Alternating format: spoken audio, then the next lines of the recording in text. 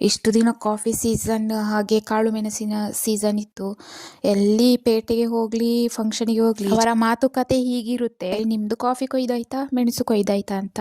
ಈಗ ಅದೆಲ್ಲ ಮುಗೀತು, ಇನ್ನು ಸೌದೆದು ಒಂದು ಕಾರ್ಯಕ್ರಮ ಶುರು ಇನ್ನು ಎಲ್ಲರ ಮನೆಯಲ್ಲೂ. ಈಗ ಇನ್ನು ಎಲ್ಲಿ ಸಿಕ್ಕಿದ್ರು ನಿಮ್ಮದು ಸೌದೆ ಆಯ್ತಾ, ನಿಮ್ದು ಕನಕಾಂಡ ಅಂತ ಎಲ್ಲರ ಬಾಯಲ್ಲಿ ಒಂದು ಬರುವ ಮಾತು ಇದು. ನಮ್ಮ ಮನೆಗೆ ನಾವು ಮಳೆಗಾಲದ ತಯಾರಿ ಮಾಡ್ತಾ ಇದ್ದೀವಿ. ನಾವು ಇಲ್ಲಿ 2 ಮನೆಗೆ ಸೇರಿ ಸೌದೆ ಮಾಡ್ತಾ ಇದ್ದೀವಿ, ಪಕ್ಕದ ಮನೆ ಹಾಗೆ ನಮ್ಮ ಮನೆಗೆ ಸೇರಿ.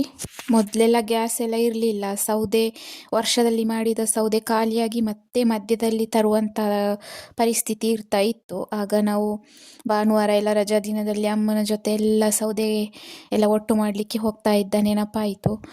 ಆದರೆ ಈಗ ವರ್ಷದಲ್ಲೇ ಸೌದೆ ಮಾಡಿದರೆ ಸಾಕು. ನಮ್ಮ ಹೋದ ವರ್ಷದ ಸೌದೆ ಇನ್ನೂ ಸ್ವಲ್ಪ ಹಾಗೆ ಇದೆ. ನೆಕ್ಸ್ಟ್ ಮುಂದಿನ ವರ್ಷಕ್ಕೆ ಸೌದೆ ಸಿಗುದು ಸ್ವಲ್ಪ ಡೌಟ್. ಅದಕ್ಕೆ ನಾವು ಈ ಸಲ ಮರ ಕಸಿ ಮಾಡಿದ್ರು, ಹಾಗೆ ಸೌದೆ ನಾವು ಮಾಡುವ ಅಂತೇಳಿ ಪ್ಲ್ಯಾನ್ ಮಾಡಿದ್ವಿ.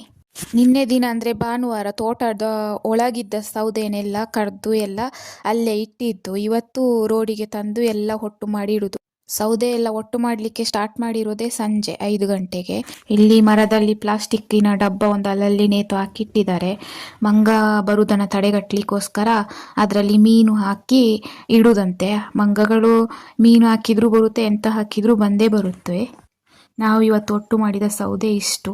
ಇದು ಒಂದು ದೊಡ್ಡ ಎಸ್ಟೇಟ್, ಅವರ ಹತ್ರ ಕೇಳಿ ನಾವು ಸೌದೆ ಇಲ್ಲಿ ಮಾಡ್ತಾ ಇರೋದು.